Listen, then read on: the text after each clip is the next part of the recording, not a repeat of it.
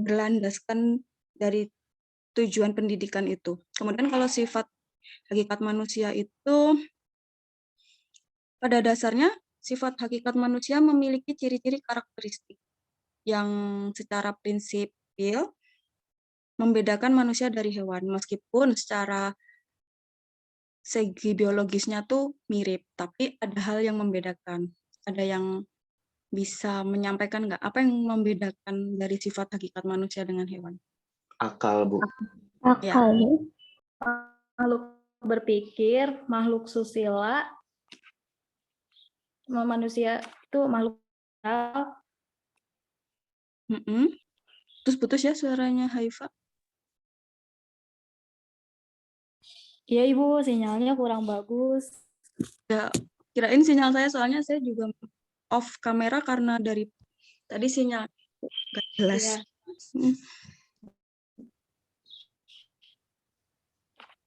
Jadi Ibu tadi manusia itu yang beda sama hewan itu karena manusia itu makhluk yang berpikir, manusia itu makhluk susila, terus juga makhluk sosial. Ya, betul. Perbedaan yang paling menonjol antara manusia dengan hewan itu adalah manusia berakal ya. Terus bisa memikirkan sesuatu yang menghasilkan suatu solusi dari suatu permasalahan. Itu yang membedakan. Terus ada juga wujud sifat hakikat manusia. Nah, wujud sifat hakikat manusia karena tadi yang membedakan antara manusia dan hewan itu akal. Beberapa wujud sifat hakikat manusia yaitu pertama adalah kemampuan menyadari diri. Maksud dari kemampuan menyadari diri itu adalah kemampuan membuat jarak dengan lingkungannya, yaitu manusia mampu memandang dan menjadikan lingkungannya sebagai objek. Apa yang dimaksud? Manusia mampu memandang dan menjadikan lingkungannya sebagai objek.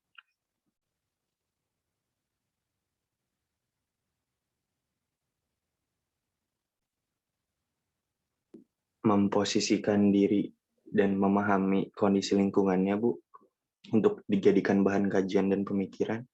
Oke, good. Kemudian kalau arah ke dalam, jadi kemampuan menyadari diri bahwa memberi status pada lingkungan. Apa yang dimaksud dengan memberi status pada lingkungan? Jadi manusia itu sebagai subjek yang berhadapan dengan objek. Misalnya dalam suatu lingkungan, itu kita sebagai manusia bisa melakukan suatu pengabdian, kemudian sikap-sikap pengorbanan, dan tenggang rasa. Itu yang dimaksud kemampuan menyadari diri. Bentar ya, saya ini dulu.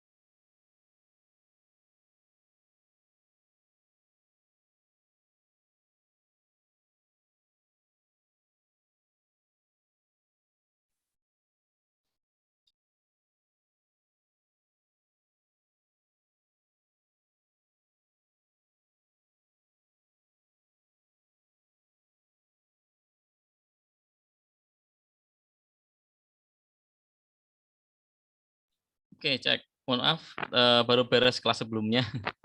Bagaimana Bu Dewi, sudah dibuka kelasnya?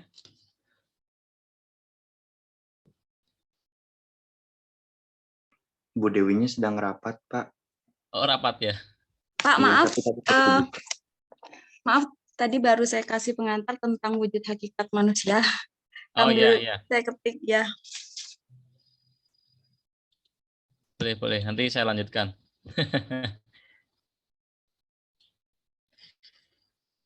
Oke, tadi sudah pengantar ya ke Bu Dewi ya. Teman-teman, sebelumnya Assalamualaikum warahmatullahi wabarakatuh.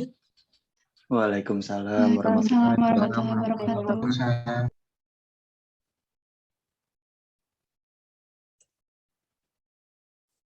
Oke, mohon maaf sebelumnya. Punten ya Pak Wahid, saya Ya. ini tentang akreditasi dulu bentar. Oh iya, Nggak apa-apa, silakan Bu Dewi. Ya, maaf. Bentar. Nah, tadi sudah di pengantar ya dengan Bu Dewi ya. Dan saya mungkin akan melanjutkan terkait dengan materi kita, yaitu hakikat pendidikan ya.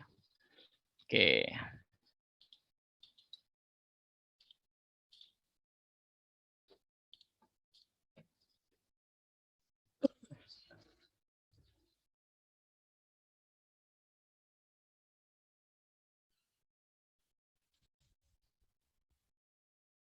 Bentar ya, kita break sebentar.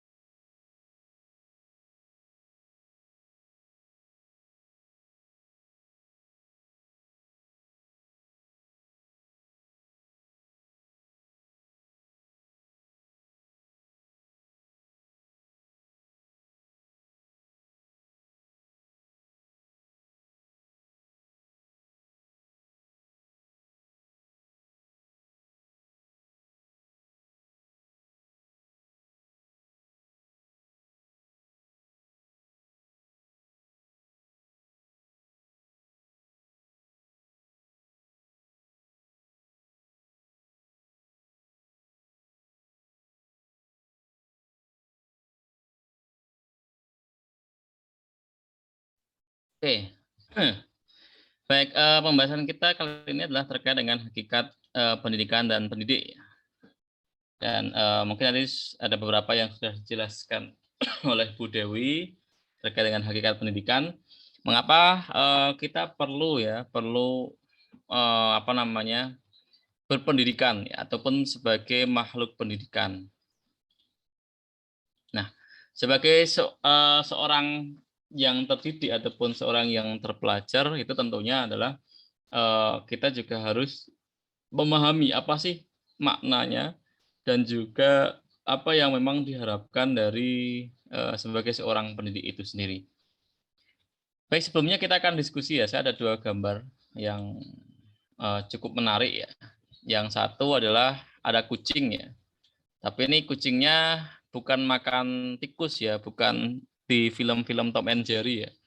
Jadi dia tidak mencari Jerry, tetapi malah mencari ikan yang dicampur oleh nasi. Terus yang kedua adalah ada sapi juga, dia malah mencari makannya di padang rumput, bukan di padang rumput, tapi di padang sampah. Nah, kira-kira ada yang mau menjelaskan secara makna filosofisnya? Barangkali mau membahas ya, ini apa nih maksudnya nih dari 2 gambar ini? Di sini ada yang ahli filosof, barangkali. Silahkan mau memberikan tanggapan dari 2 gambar ini.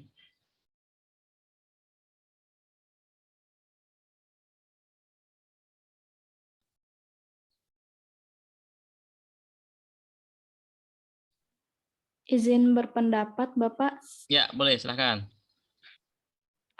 Ya, yang pertama itu saya mau bahas kucing makan nasi.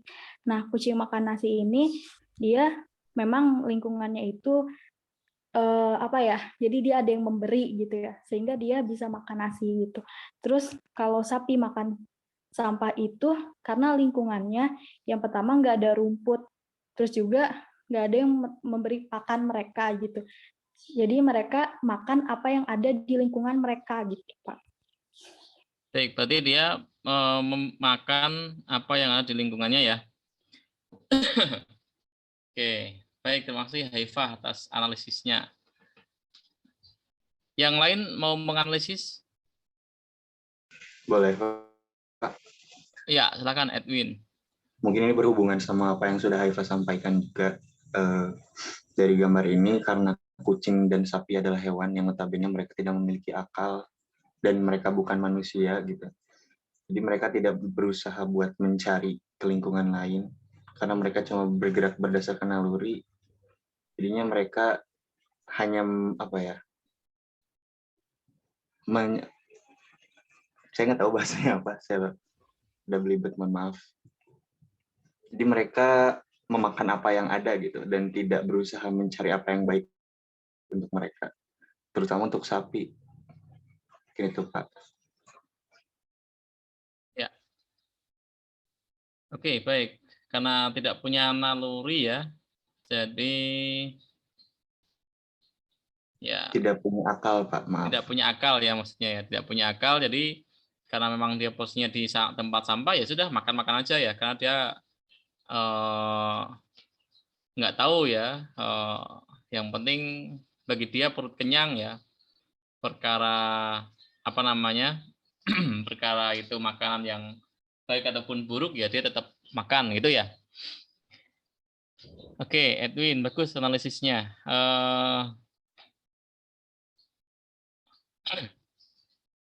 Baik, silahkan ada lagi yang mau berpendapat soal 2 gambar ini.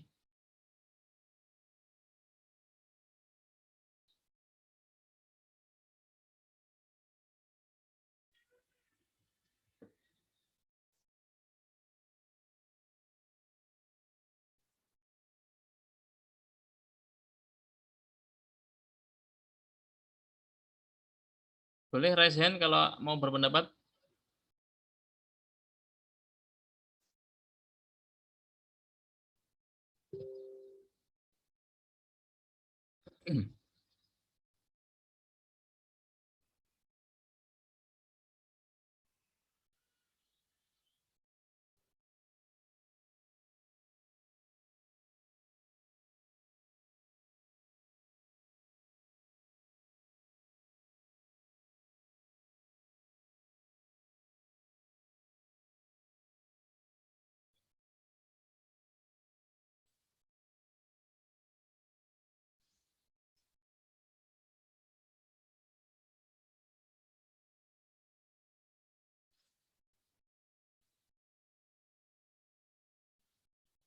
Silakan, ada yang mau raise hand?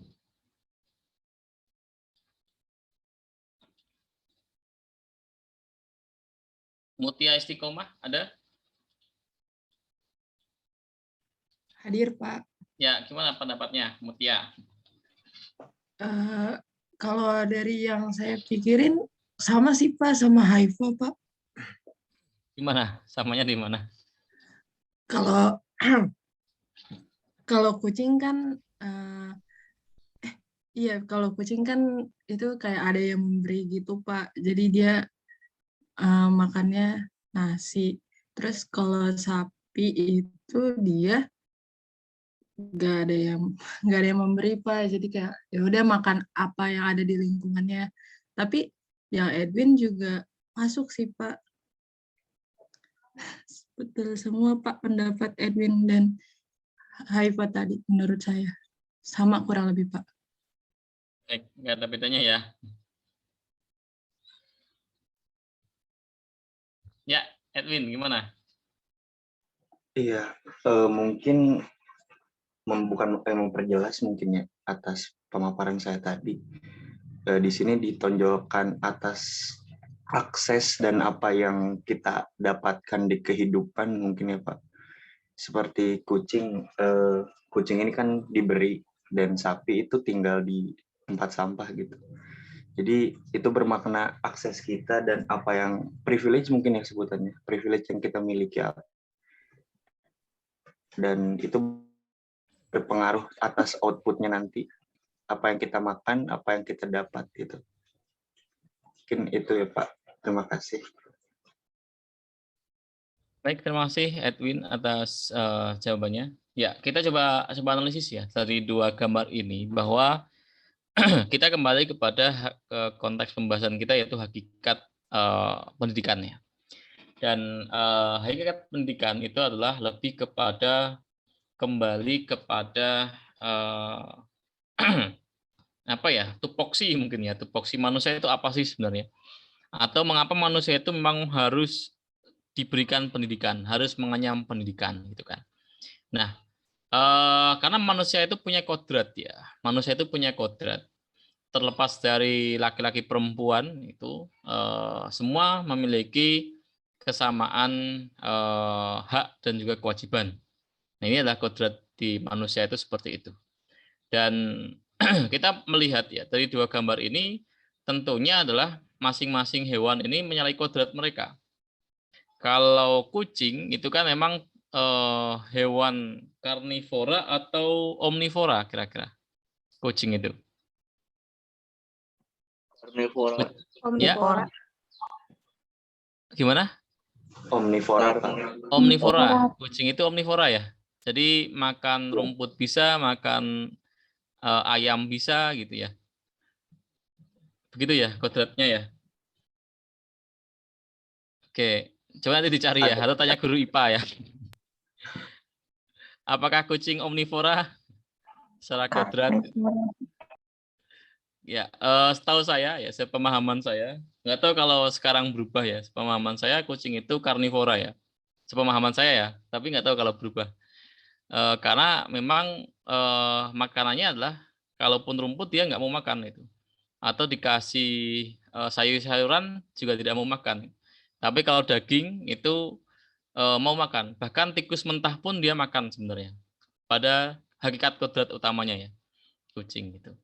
Tapi seiring berjalannya waktu ya, karena kucing itu bukan kucing liar lagi, bukan kucing bebas, tapi kucing yang dipelihara, jadi kucing rumahan, maka yang diberikan oleh kucing itu adalah sesuatu yang mulai ada pergeseran. Yang dulunya dia makan yang dianggap menjijikkan, ya tikus itu kan menjijikkan ya, dianggapnya menjijikkan. Terus nanti berpenyakit, ya takutnya seperti itu, ya untuk menjaga dia biar tidak penyakit, maka diberikan makanan-makanan yang dianggap sehat, ya mungkin semacam Whiskas ataupun apalah gitu. Nah, atau juga sebagian ada yang memberikan makan ikan ya, tapi dicampur dengan nasi gitu, biar lebih kenyang. Kenapa dikasih nasi ya? Biar kucingnya tambah lahap ya dan tambah gemuk. Karena kan biar banyak nutrisi yang didapatkan.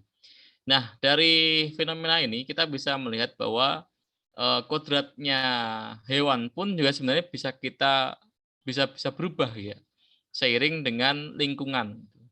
Karena lingkungan yang seperti itu, mungkin karena kucingnya majikannya Nggak tahu majikannya itu orangnya atau kucingnya ya. Majikan kucingnya ya. Itu memberi makannya adalah apa namanya, nasi campur ikan ya. Sehingga dia mau nggak mau harus dimakan. Tapi lama-kelamaan karena yang dikasih itu ya dia akan terbiasa dengan itu. Nah, kalau hewan itu sifatnya adalah dilatih secara terus-menerus. Jadi ada yang namanya teori Pavlov ya. Pavlov itu teorinya adalah stimulus respon. Nah, hewan itu sebenarnya cocok ketika teori Pavlov itu diterapkan. Itu adanya stimulus dan juga adanya respon. Jadi ketika si hewan itu diberikan stimulus secara terus-menerus gitu kan, dan dia mau dengan stimulus itu ya dia akan terus merespon. Nah, salah satu percobaannya Pavlov itu adalah dia menggunakan anjing ya. Anjing itu dimasukkan ke dalam kandang. Setelah itu dia akan membunyikan lonceng dan juga akan membukakan pintu ketika akan diberi makan. Jadi ketika Pavlov membawa makanan, dia membunyikan lonceng gitu kan. Ada yang lonceng, ada yang lampu ya. Itu banyak versi. Tergantung dari siapa perawinya, siapa yang meriwayatkan cerita itu ya, atau yang menceritakan kisah itu. Tapi yang paling ini adalah yang menggunakan lonceng ya kalau nggak salah. Jadi dia membunyikan lonceng, pintunya dibuka, si kucing itu, si anjing itu keluar makan gitu kan. Terus dilakukan seperti itu dan si Pavlov melakukan uji coba lagi, yaitu coba saya nggak bawa makanan gitu kan. Terus saya kasih lonceng, saya bunyikan lonceng. Apa yang terjadi?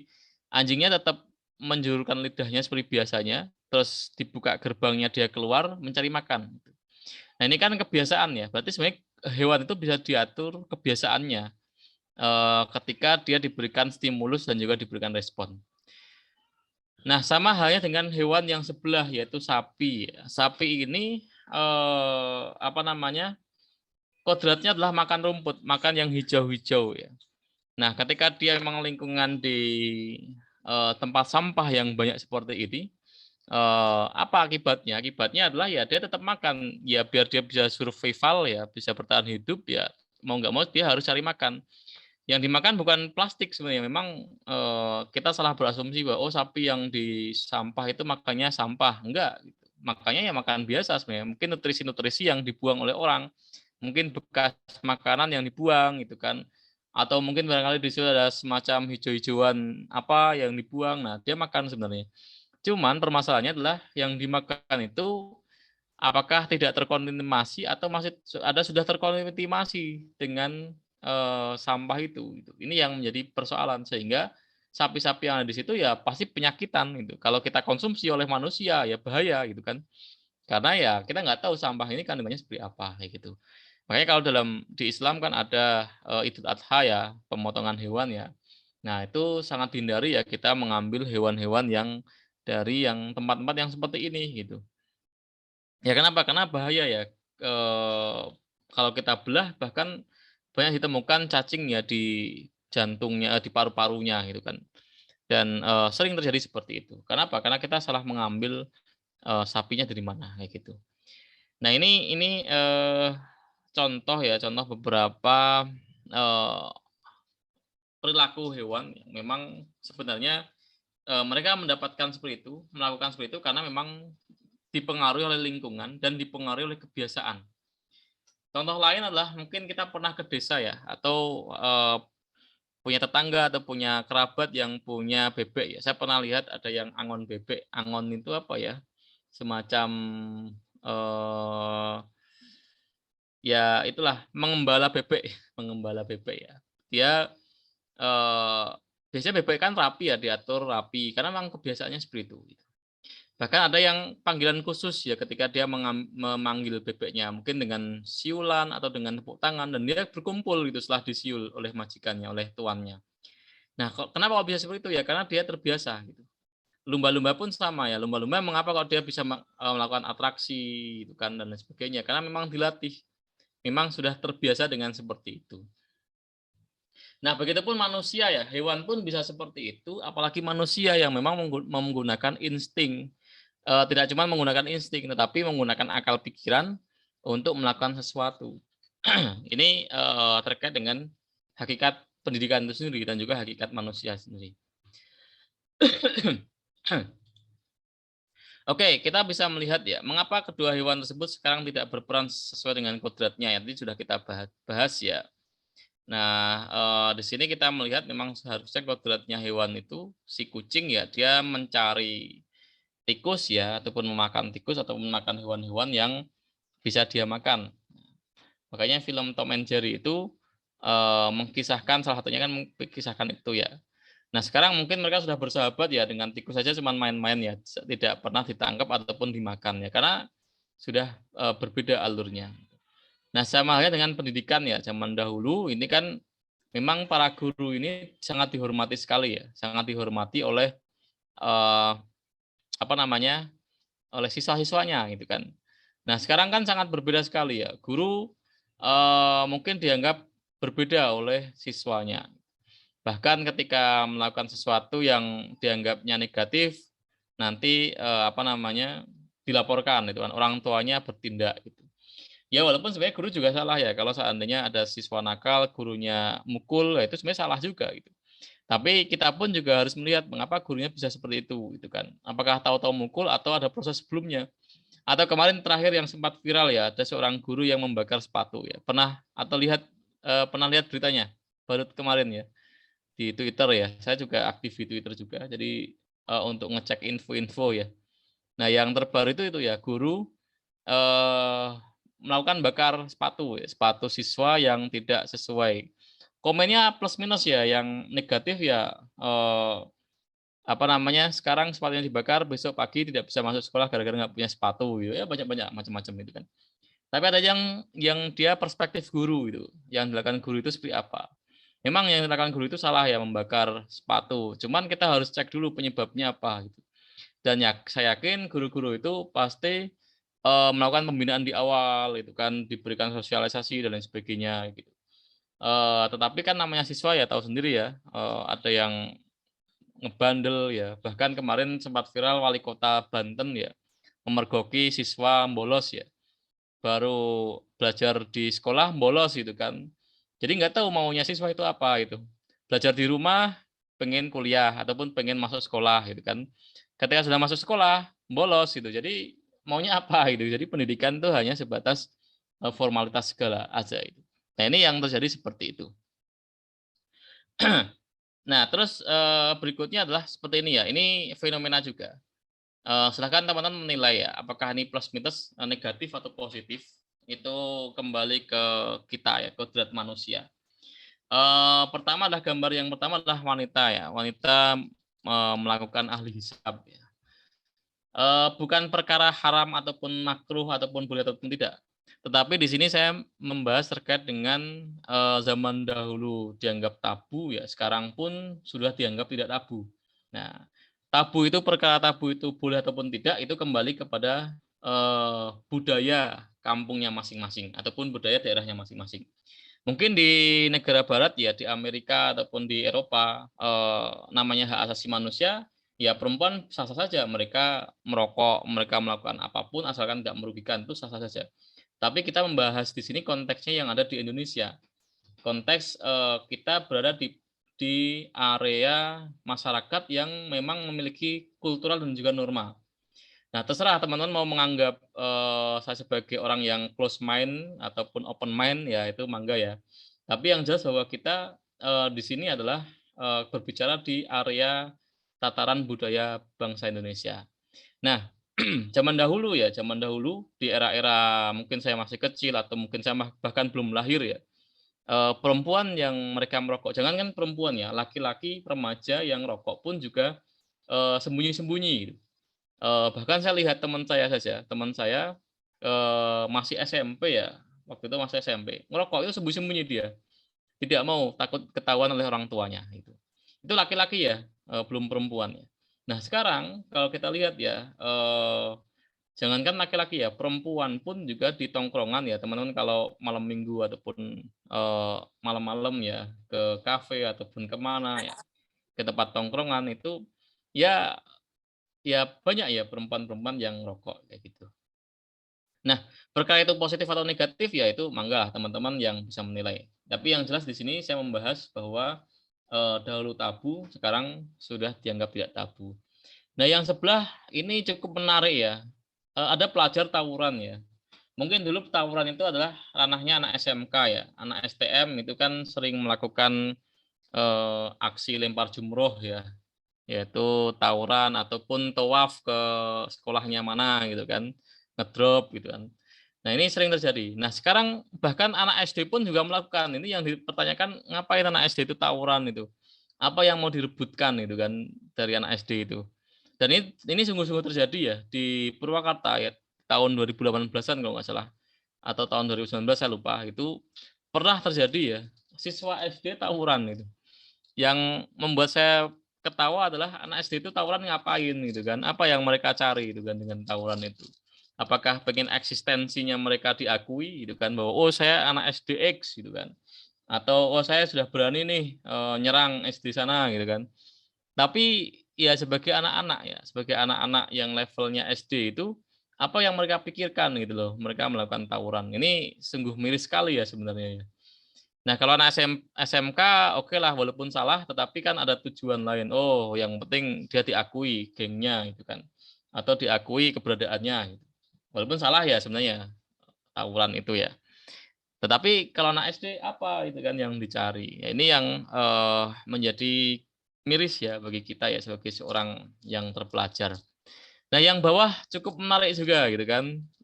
Generasi micin ya, sekarang pun sudah mulai mengenal yang namanya cinta-cintaan ya. Dulu di era-era, nggak tahu di era teman-teman seperti apa ya. Kalau di era saya itu ya, anak SD ya, kita ini ketika dijodoh-jodohkan ya dengan, oh kamu senang sama ini ya, kita malu gitu kan. Bahkan kita nolak, oh enggak ya gitu, kata siapa gitu. Sampai segitunya di waktu saya waktu SD ya. Nggak tahu kalau teman-teman SD seperti apa gitu. Nah, jadi kita tidak mengakui, walaupun mungkin kita suka ya, walaupun kita atau saya suka sama si A ngomong gitu ya. Terus dijodoh-jodohkan dengan si A gitu kan, tapi saya nolak gitu. Oh enggak ah, kata siapa itu saya suka gitu. Nah, sampai segitunya. Sekarang tanpa malu ya mereka ngechat ya sampai panggil mama papa gitu kan. Nah, ini sebuah fenomena yang perlu kita kaji ya. Bayangkan ya teman-teman mungkin punya adik. Adik usia anak kelas 6 gitu kan, 6 SD. Sudah chatnya kayak gitu gitu kan. Ini ya kita ketawa gitu. Esensi mama papa itu apa? Ini yang kadang-kadang kita menjadi mikir gitu kan. Bahkan sekarang jangankan kelas 6 SD ya, kelas rendah saja pun mereka sudah mengenal yang namanya cinta. Kelas 3 SD bahkan itu. Ya, ini sebuah fenomena yang menarik. Mengapa kok bisa seperti itu? Terjadi pergeseran dunia ya, pergeseran pemikiran. Itu memang pertama penyebabnya adalah lingkungan. Itu sangat berpengaruh sekali. Lingkungan di sini tidak hanya sebatas keluarga, tetapi bisa jadi masyarakat, bisa jadi tontonan. Nah, sekarang kan tontonan sangat luas sekali ya. Mungkin di zaman saya, di era saya masih kecil, itu tontonan tidak terlalu banyak. Ada sinetron, tapi saya paling tidak suka sinetron waktu itu, karena dikuasai oleh orang tua ya. Jadi ketika kita mau nonton ya terpaksa nontonnya itu gitu kan. Tapi sinemanya kita bingung, ini sinemanya apa gitu kan. Alur ceritanya apa. Jadi kita nggak paham cerita itu. Contohnya dulu sinetron yang paling terkenal ada namanya Tersanjung, ya. Mungkin kalau tahu ya. Ada Tersanjung, ada Mak Lampir ya dulu ada. Nah, yang hal yang kayak gitulah itu kita masih kecil nggak terlalu memahami itu seperti apa kisahnya gitu kan. Dan kita sangat suka kalau hari Minggu ya, hari Ahad tuh dari jam 7 pagi sampai jam 9. Tontonannya pun sama gitu kan, kartun gitu kan. Jadi itu yang nanti anak-anak zaman dulu itu. Dari jam 7 pagi sampai jam 9 adalah kartun ya. Dan sampai saat ini pun kita masih terbawa ya terkait dengan tontonan itu ya, yaitu kartun ya. Walaupun sudah banyak yang tamat dan beberapa yang masih bertahan ya. Nah, berbeda dengan generasi-generasi adik saya yang sekarang mungkin lahiran tahun 2000-an ya, tahun 2000-an itu di usia remaja ataupun di usia dia sudah mendekati mencari jati diri, tontonannya adalah sinetron remaja.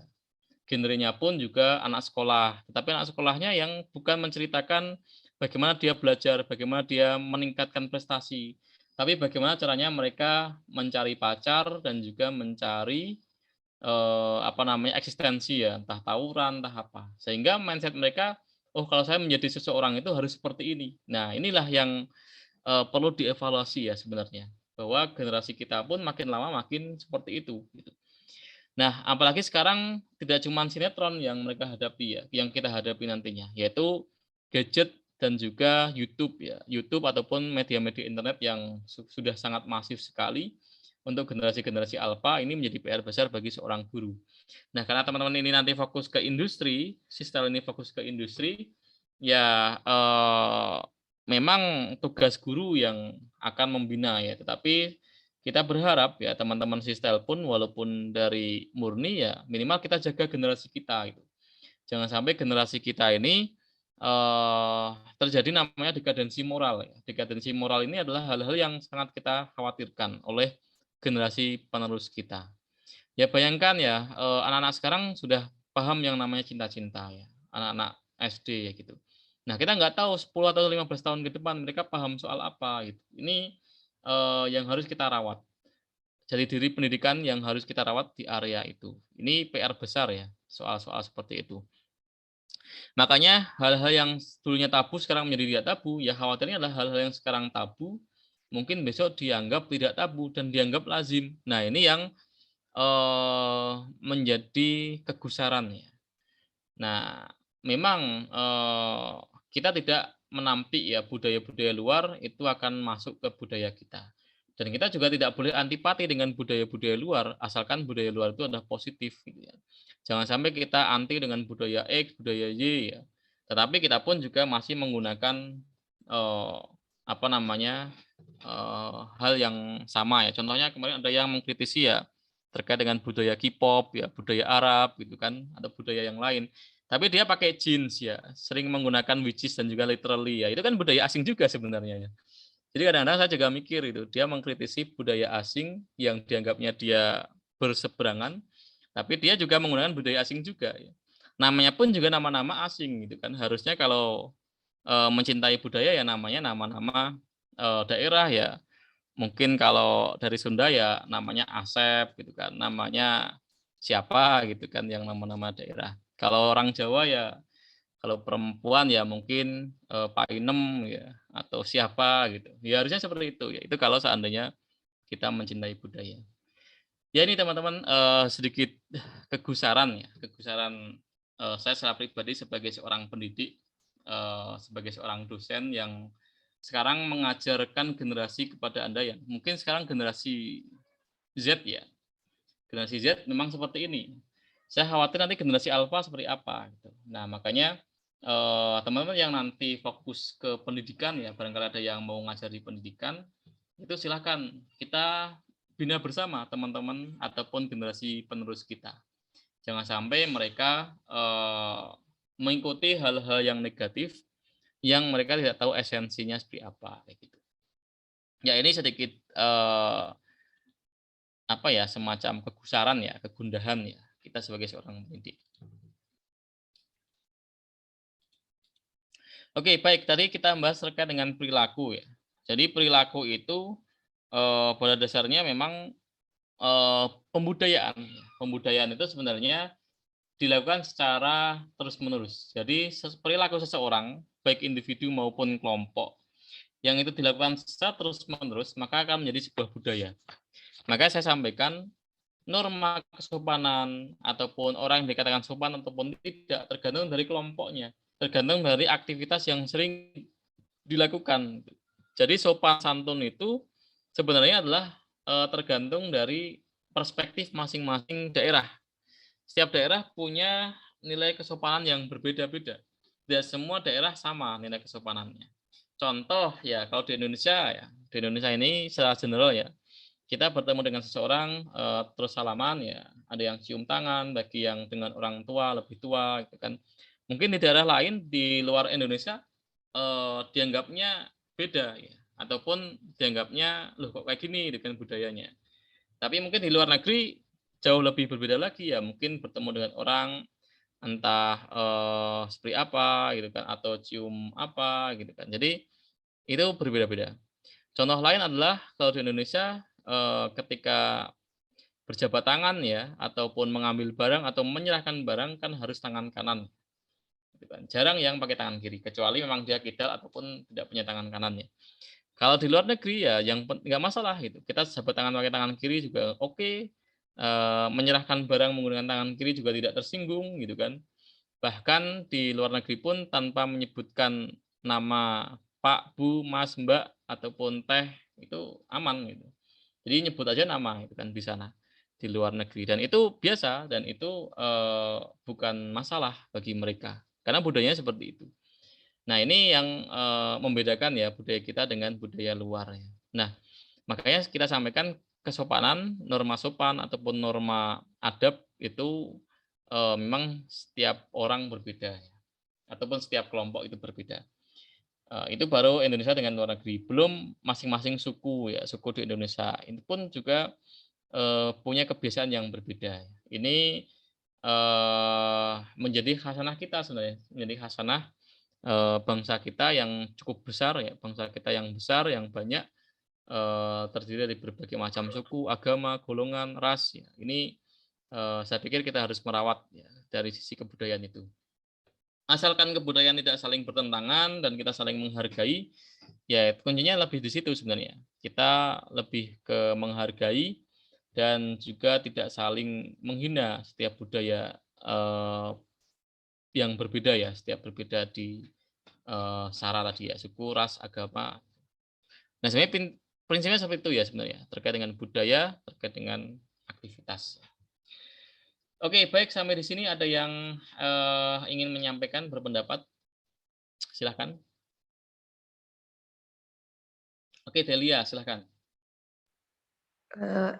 Delia izin bertanya Pak mengenai pandangan pendapat dari Bapak soal kebudayaan yang sudah tidak sesuai, mungkin bisa dikatakan bertentangan seperti yang tadi Bapak bilang. Itu kata Bapak gimana ya? Soalnya kan kayak merubahnya itu apa ya? Mungkin bisa dibilang sulit karena melawan masyarakat. Menurut Bapak itu seperti apa? Terima kasih. Baik, begini, budaya yang bertentangan ya. Dan ya kan kita ini beririsan ya, maksudnya gini ya. Saya mungkin dari suku Jawa ya, dan saya beragama Islam gitu kan. Nah, mungkin ada beberapa adat-adat budaya Jawa yang bertentangan dengan ajaran agama, Mama gitu. Dan itu mana yang harus kita kuatkan, gitu kan? Dan masing-masing orang berpendapat, gitu. Maksudnya gini, maksudnya berpendapat itu adalah ada yang lebih memprioritaskan suku ataupun leluhurnya, budaya leluhur dibandingkan dengan yang lain. Entah itu agama, entah itu ras, entah itu apa gitu. Ada juga yang lebih memprioritaskan agama dibandingkan dengan yang lain. Dan itu setiap orang punya pandangan masing-masing ya. Nah, kalau saya seperti apa ya? Saya akan memprioritaskan terkait dengan nilai-nilai keagamaan. Gitu. Karena agama itu tidak ada kaitannya dengan maksudnya bisa masuk ke berbagai macam hal ya, terkait dengan kebudayaan ataupun terkait dengan suku, terkait dengan ras, itu pun bisa masuk. Sedangkan kalau suku ya suku Jawa saja gitu. Tidak bisa kita nanti bercampur dengan yang lain. Nah, ini yang menjadi di situ.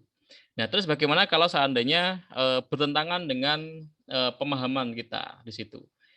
Memang kita tidak bisa serta-merta langsung ini nggak boleh gitu kan. Oh, ini seperti ini. Berat ya. Maksud saya adalah kalau kita seperti itu pasti akan banyak tidak diterima. Nah, solusinya seperti apa? Ya, kita harus memberikan pemahaman. Sebenarnya prinsipnya pemahaman. Jadi saya yakin masyarakat Indonesia orangnya baik-baik ya.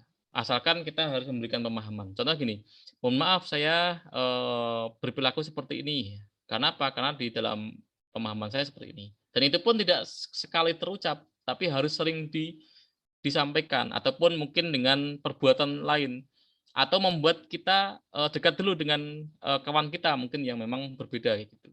Ketika kita sudah dekat ya baru dia akan memahami, oh ternyata orangnya seperti ini, oh dia seperti ini. Itu jangankan berbeda suku ataupun berbeda agama ya. Teman dekat kita saja pun ataupun saudara kita saja pun itu pun juga memiliki kebiasaan yang berbeda.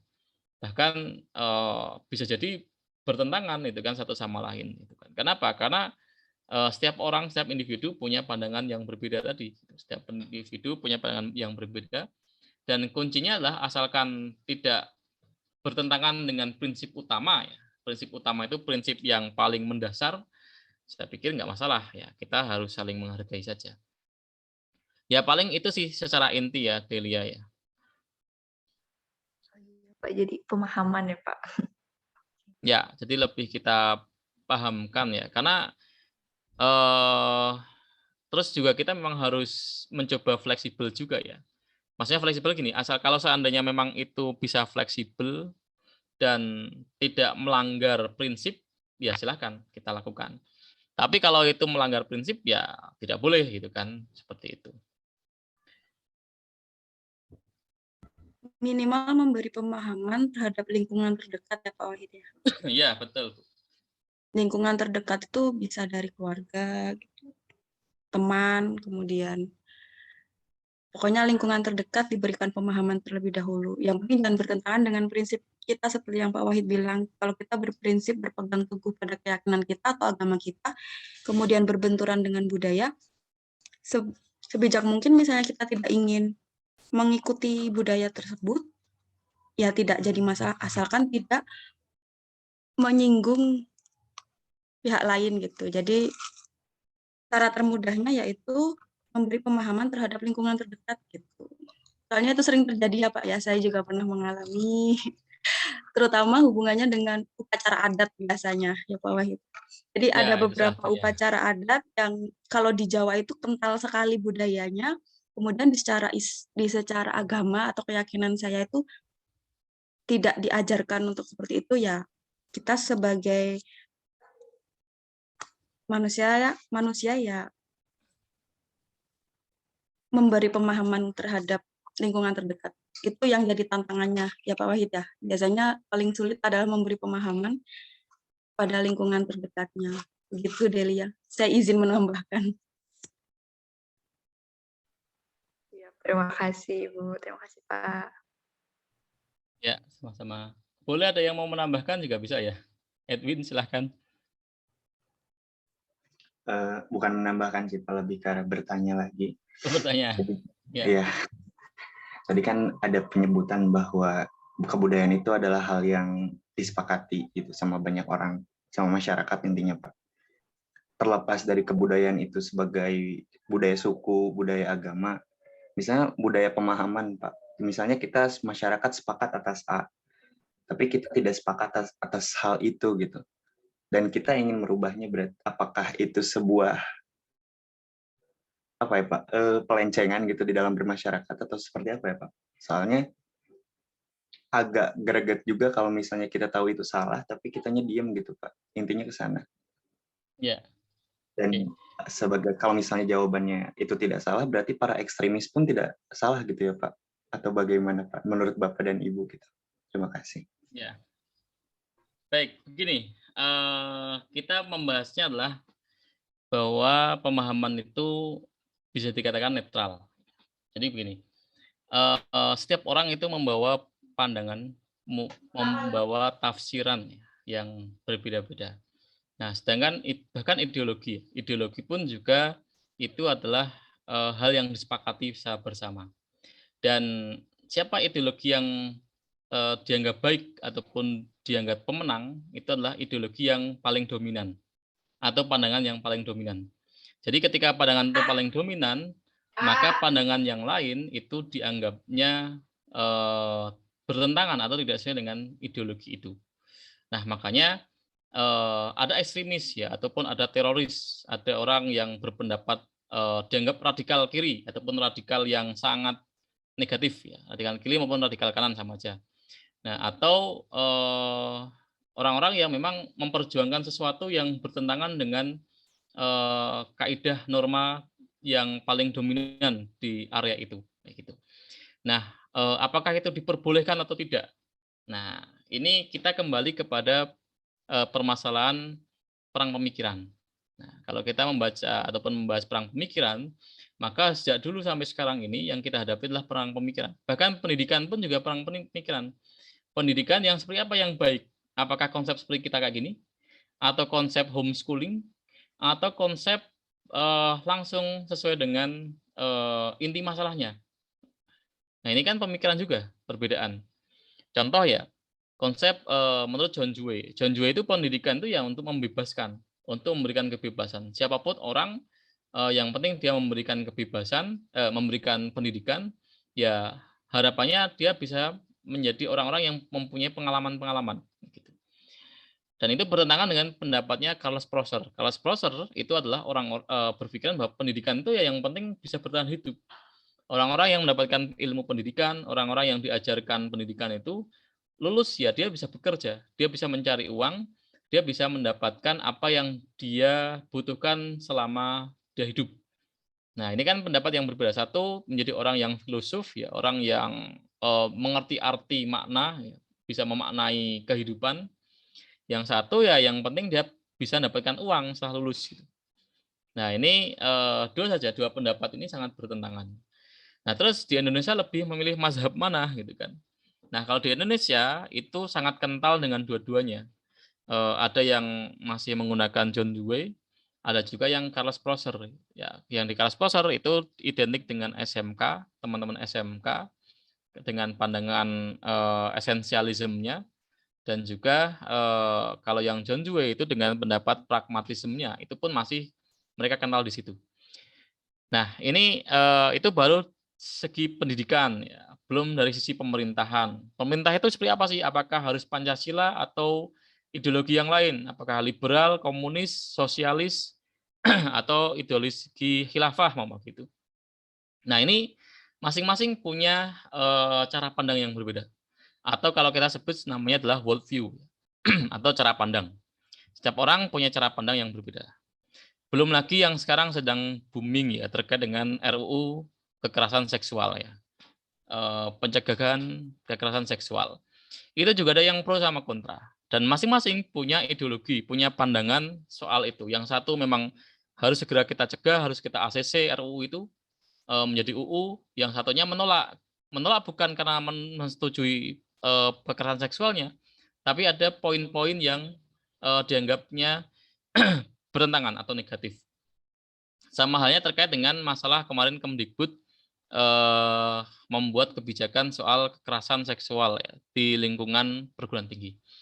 Ada yang setuju, ada juga yang menolak gitu kan. Nah, ini penolakan inilah yang memang sering terjadi karena dianggapnya ya ada pertentangan. Yang setuju pun juga mengeluarkan pendapat itu pun juga sangat ada hal-hal yang memang harus segera diselesaikan. Belum lagi terkait dengan IKN ya, mungkin yang sekarang lagi booming IKN gitu kan. IKN ini boleh nggak ataupun urgent nggak sih negara ini pindah gitu kan, ibu kota negara itu pindah. Perspektifnya macam-macam ya, dari ekonomi yang memang orang ekonomi ya fokus ke ekonominya, orang yang terkait dengan lingkungan ya dia membahas terkait dengan lingkungan nanti pasca di sana. Ada juga yang orang pembangunan yang mungkin lebih berpikir investasi gitu kan. Dan itu masing-masing punya alur pandangan yang berbeda gitu. Jadi kalau kita mengatakan bahwa orang yang kontra itu salah atau tidak, saya pikir tidak tepat kita mengatakan bahwa orang yang kontra itu salah. Orang yang kontra itu adalah orang yang berbeda cara pandang saja. Kalau kita menyudutkan bahwa orang yang kontra itu adalah orang-orang yang berbeda cara pandang yang paling dominan, gitu. Terus kalau pengen merubah ya memang dia harus mempengaruhi, gitu kan. Terlepas dari yang dia pengaruhi itu positif maupun negatif, yang dia bawa ya ideologi yang dibawa positif atau negatif, tetapi ketika dia pengen merubah itu ya dia harus mempengaruhi yang dominan itu. Sehingga kita ketika terpengaruhi, tertarik, kita percaya dengan ideologi itu, kita yakin dengan ideologi itu, ya kita pakai gitu kan. Contoh terkait dengan Sunda Empire yang sekarang lagi booming, ya kemarin sempat booming ya. Apakah betul Sunda Empire itulah pusat tatanan dunia? Gitu. Ya mungkin bagi yang percaya ya betul gitu kan, tapi bagi yang tidak percaya ya mungkin berbeda pemikirannya. Nah seperti itu menurut pendapat saya, siapa tadi Edwin ya, bahwa pandangan itu adalah bukan benar atau salah, tetapi mereka bertentangan, mereka kontra dengan pandangan itu. Dan biasanya pandangan yang lebih dominan di lingkungan tersebut, di masyarakat tersebut, atau di negara tersebut, dia yang dianggap yang paling baik atau yang paling tepat, sedangkan ideologi yang lain, pandangan yang lain itu dianggap salah. Itu kalau pandangan saya soal soal tadi ya, kebudayaan dan juga pandangan. Oke, Pak. Jadi untuk itu harus bisa memasukkan semuanya ke dalamnya kalau mau adil ya Pak berarti. Gimana maksudnya? Seperti tadi yang SMA dan SMK gitu contohnya. Dan itu tuh membuat orang-orang jadi punya tempat lain gitu. Misalnya kita nggak setuju sama pemikiran pragmatis, ya kita menuju pemikiran esensi di SMK. Sesimpel itu gitu ya Pak berarti. Kalau mau Ya. ngambil jalan tengah berarti ambil yang untung buat dua-duanya gitu. Ya, betul. Kalau Kalau pengen kita mengambil jalan tengah, memang kita mengakomodir keduanya. Cuman ada sisi Oke. gini, Edwin, kalau menurut saya, ada sisi pandangan yang masih bisa diterima, walaupun bertentangan, ada sisi pandangan yang tidak diterima. Gitu. Nah, mungkin terkait dengan Profesor sama John Dewey itu masih diterima gitu kan dari si masing-masing kedua belah pihak. Tapi kalau tidak diterima, ya pasti akan disingkirkan. Kayak gitu. Oke. Kalau nggak diterima berarti kita tinggal mempengaruhi pendapat yang dominannya berarti ya Pak? Ya, itu salah satu caranya. Kalau tidak diterima ya, terus Oke, Pak. mempengaruhi dominan. Contoh adalah pandangan seperti ini ya, yang sangat mudah ya. Kalau teman-teman, mohon maaf, mungkin ada yang dari pesisir ya, pesisir pantai. Walaupun saya juga anak pantai ya sebenarnya ya, dari Kulon Progo pantai ya. Itu kebanyakan pandangannya adalah atau di daerah desa-desa ya, bahwa anak-anak itu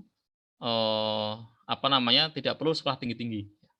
Dan itu masih saya temui ya di daerahnya istri juga ada di beberapa daerah itu intinya bahwa anak-anak ya yang penting dia sampai lulus SD selesai gitu kan atau lulus SMP ya dia silahkan kerja. Kalau yang perempuan ke luar negeri, kalau yang laki-laki ya melaut gitu kan, laki-laki ke laut itu cari ikan ataupun apa gitu. Itu kan pandangan yang sangat dominan di situ ya. Nah, berbeda dengan mungkin ada kaum-kaum yang terpelajar yang pengennya ya anaknya itu ya sekolah tinggi gitu kan, sampai ke S1 bahkan sampai ke S3. Nah, ini kan bertentangan ya ataupun dari lingkungan masyarakat di situ ya. Nah, solusinya adalah ya memang kita harus membuktikan ya. Karena mereka berpendapat bahwa ngapain sekolah tinggi-tinggi, toh juga gajinya lebih tinggi kita. Gitu. Kebanyakan kan pemikiran kayak gitu. Nah, itu lulusan S1 gajinya cuma seberapa dibandingkan kita yang melaut ataupun kerja di luar negeri ya, itu sudah bisa bangun rumah. Nah, dia lulusan S1 nggak bisa bangun rumah. Nah, jadi untuk mempengaruhi ideologi ataupun pandangan yang ada di masyarakat yang mungkin kita anggap negatif ya, yang kita anggap negatif, kita yakin pandangan kita yang paling benar, pandangan kita yang benar ya, ya kita harus membuktikan itu kan apa yang dikatakan orang itu tidak tepat gitu. Saya lulusan S1 ya saya bisa juga kok seperti mereka gitu. Jadi mungkin seperti itu ya cara mempengaruhinya bisa dengan cara pembuktian atau dengan cara dialog gitu seperti itu. Ini lebih luas lah menurut saya kita konteksnya membahasnya lebih luas ya bukan spesifik satu ataupun dua pembahasan ya. Begitu Edwin. Oke, Bapak. Terima kasih. Ya, sama-sama ya. Mudah-mudahan nanti bisa mencari jawaban lebih ya kalau seandainya memang tidak puas ya. Atau mungkin nanti Bu Dewi bisa menambahkan. Atau teman-teman yang lain boleh menambahkan. Oke, ada lagi? Atau mau menambahkan boleh?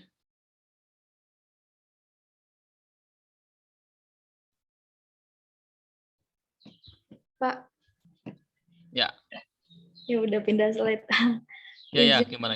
ini kan tadi Bapak bilang ya, caranya itu salah satu caranya adalah kita mempengaruhi kaum yang dominan. Bagaimana caranya? Bahkan kita itu sebagai kaum minoritas mempengaruhi kaum yang pandangannya itu mayoritas gitu, Pak. Selain apa sih namanya keluarga gitu. Karena yang keluarga itu kan yang paling susah. Iya. Gimana gitu, Pak? Apalagi keluar gitu. Oke, baik. Ini memang cukup sulit ya. cara kita mempengaruhinya. Contohnya adalah terkait dengan cara pandang pegawai ya. Pegawai itu ya harus PNS gitu kan. Kalau kita mau jadi seorang entrepreneur atau wirausaha itu ya nggak bisa, nanti nggak sukses kalau menjadi entrepreneur itu kan. Ya kalau pengen sukses ya PNS. Itu kan cara pandang keluarga ya, biasanya seperti itu ya. Nah, bagaimana caranya kita pengen out of the box ya, pengen keluar dari pandangan seperti itu ya, di area-area seperti itu. Ya caranya adalah ya kita minimal sering berdialog ya dengan yang bersangkutan bahwa begini loh, kalau pengen sukses tuh memang satu-satunya jalan tidak harus dengan PNS gitu. Kita menjadi seorang wirausahawan pun juga bisa sukses gitu, walaupun hanya sebatas penjual martabak ya, kan jual martabak sekarang juga bisa mempunyai banyak cabang gitu kan. Nah, tetapi begini ya, kalau itu tidak bertentangan dengan pandangan kita, ya oke kita ikuti juga permintaan orang tua. Kalau memang orang tua ya minta kita ingin jadi dokter, ya sudah kita coba turuti jadi dokter, atau minta kita daftar PNS ya kita turuti aja. Nah, sembari kita juga apa namanya, menghasilkan sesuatu yang kita cita-citakan. Oh, saya pengen jadi seorang pengusaha, ya saya harus mulai dari sekarang mengumpulkan uang, saya jualan itu kan. Tapi saya juga harus menuruti apa yang diminta oleh orang tua. Jadi ada berbanyak cara ya sebenarnya kita untuk mencoba mengurai cara pandang ya. Contoh kasus ya, saya sendiri pernah mengalami dulu waktu kecil ya. Waktu saya masih SMP, saya mau sekolah SMA ya. Saya mau mengambil SMK karena memang saya orang SMK.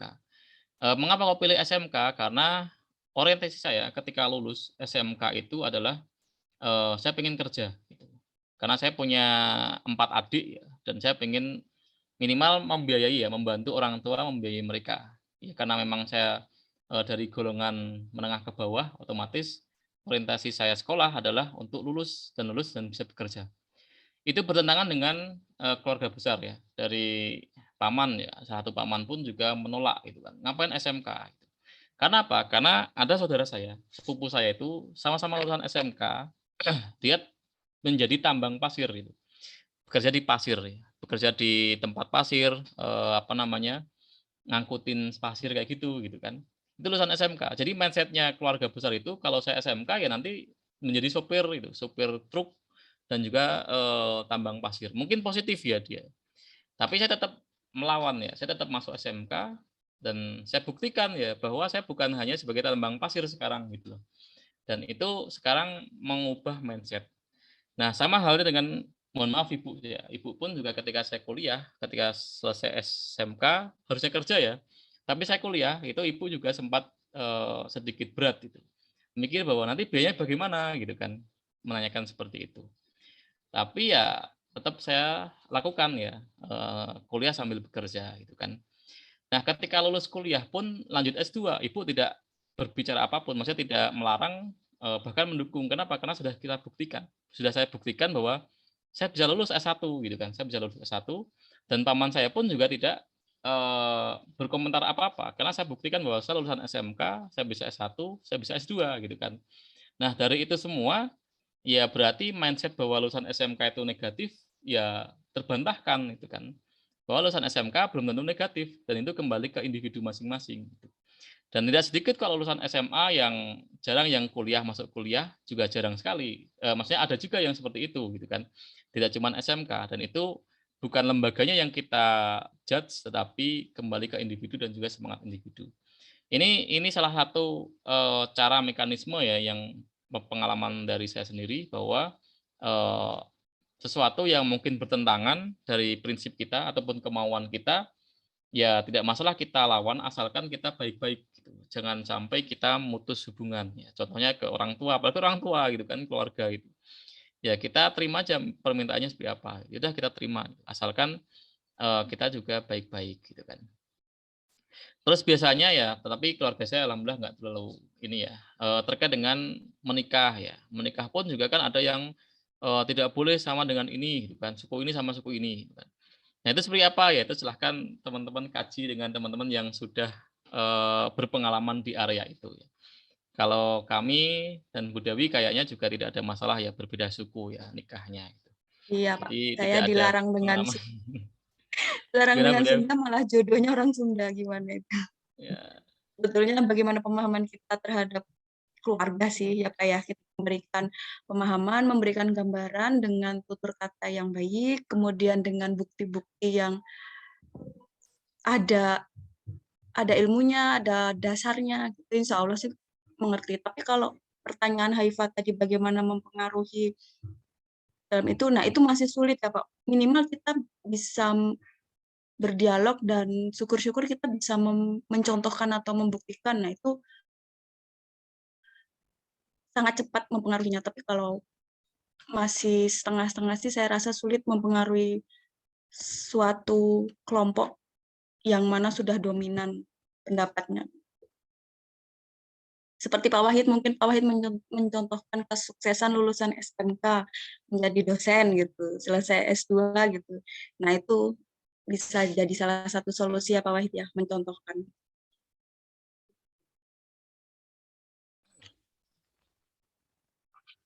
oke, Iya, baik. Terima kasih Bu, Pak, atas jawabannya. baik sama-sama Hifa.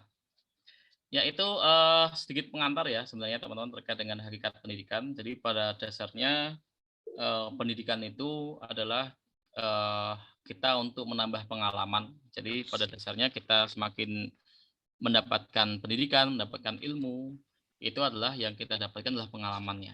Pengalamannya ataupun hal-hal yang merubah kebiasaan kita itu adalah bagian dari proses pendidikan itu sendiri. Dan tentunya pendidikan itu tidak serta-merta ya kita semakin tinggi ilmu kita itu adalah kita semakin lebih ya memang ada pengaruhnya ya ketika kita semakin tinggi pendidikan mungkin secara pendapatan, secara finansial mungkin kita akan nambah. Tapi perlu juga kita catat bahwa tujuan dari penyelenggaraan pendidikan itu tidak hanya serta-merta kita menambah penghasilan, tapi merubah cara pandang, merubah pemikiran dan juga bagaimana cara kita berinteraksi dengan sesama manusia. Dan tidak sedikit orang-orang yang berpendidikan itu dia bisa menyelesaikan masalah dengan sistematis. Kenapa? Karena mereka sudah terbiasa selama sekolah ya dari tingkat dari tingkat SD atau bahkan TK sampai ke perguruan tinggi selalu dihadapkan simulasi masalah. Ketika teman-teman mendapatkan tugas dari dosennya atau dari tugas dari guru-gurunya itu kan sebenarnya adalah simulasi masalah. Jadi ketika dia di dunia luar, di dunia nyata, ketika mereka sudah lulus dari sekolah itu, dari pendidikan itu, dia bisa mengaplikasikan apa yang diberikan oleh gurunya. Nah, seperti di tempat kerja ya. Kita selalu mendapatkan tugas, kita selalu mendapatkan job ya. Dan bedanya adalah ketika di kampus atau di sekolah, tugas itu mendapatkan reward berupa nilai. Sedangkan kalau di tempat kerja, tugas itu rewardnya adalah berupa gaji. Jadi semakin tinggi nilai kita, maka semakin bagus pekerjaan kita. Itu ada hubungannya. Nah, sama halnya terkait dengan job ya. Semakin kita bagus cara kerja kita, maka reward yang diberikan itu akan semakin baik. Ini sebenarnya esensi dari pendidikan itu adalah selain pengalaman, selain untuk meningkatkan relasi, kita pun juga bisa mengatasi masalah-masalah yang kita hadapi selama hidup kita. Jadi prinsip pendidikan itu seperti itu. Maka tidak heran ya orang-orang yang dia punya pengalaman lebih banyak di dunia pendidikan, ya, baik formal maupun non formal maupun informal, dia mudah dalam menghadapi hidup. Mungkin masalahnya cukup berat ya, tapi karena memang terbiasa ya dia menganggap itu biasa, bisa mengatasinya. Nah itu sedikit gambaran ya soal hakikat pendidikan dan nampaknya besok kita akan lanjutkan seputar teorinya ya pendidikan itu apa. Jadi ini masih pengantar pendidikan atau mukodimah ya. Kalau mukodimahnya Ibnu Khaldun kan tebel ya. Nah ini kalau kita membahas mukodimah ya cukup singkat saja ya. Atau terkait dengan apa sih tujuan kita dalam pendidikan itu dan esensinya itu seperti apa. Oke itu teman-teman mungkin dicukupkan. Mohon maaf tadi saya sempat terlambat 15 menit ya karena selesai kuliah sebelumnya terus langsung loncat ke sini ya. Jadi agak terlambat ya. Tapi nggak apa-apa, nanti kita tetap setengah 10 saja mulainya. Kalaupun saya belum masuk, mungkin nanti bisa Bu Dewi dulu yang masuk. Atau sebaliknya, kalau saya masuk duluan, Bu Dewi sempat terakhir, ya nanti kita tinggal gantian. Atau juga boleh teman-teman mau mendahului juga bisa ya, mau menceritakan apa juga boleh. Atau Paling itu, menceritakan apa yang ya sudah gimana Bu dibaca, Dewi? maksudnya menceritakan, oh kemarin saya membaca ini, kemudian didiskusikan bersama, itu juga boleh. Jadi perkuliahan ini tuh sifatnya materi tidak selalu dari dosen ya Pak, bisa jadi mahasiswa yang membuka diskusi terlebih dahulu. Misalnya Ya, saya betul. membaca literatur tentang, oh ini tanggapan tentang pendidikan ini misalnya dibahas untuk didiskusikan juga diperbolehkan kok ya Pak ya. Jadi tidak harus dari kami terus gitu. Misalnya ada kegundahan, ada permasalahan atau pertanyaan terkait dengan literatur yang kalian baca, boleh didiskusikan di dalam kelas. Itu Pak Wahid. Oke, paling teman-teman itu saja pembahasan kita. Kita cukupkan sekian ya. Mudah-mudahan apa yang kita dapatkan bermanfaat, dan apabila ada kesalahan ya karena memang kita masih belajar juga ya. Setiap manusia memang masih perlu banyak belajar, dan memang tujuan belajar kan tidak cuma sebatas sampai S2, sampai S3, sampai profesor, tapi belajar itu sampai sepanjang hayat ya. Konsep lifelong education, pendidikan sepanjang hayat, itu adalah pendidikan sejak kita lahir sampai menjelang ajal. Kita masih belajar, apapun itu belajarnya. Maka tetap terus meningkatkan pemahaman kita, meningkatkan pelajaran kita. Walaupun teman-teman fokus ke teknikan ya tidak salah kalau fokus ke yang lain, mungkin ke pendidikan, mungkin ke ilmu lain untuk menambah khasanah wawasan kita. Mungkin itu saja, kita cukupkan sekian. Mari kita tutup dengan berdoa. Berdoa dipersilahkan.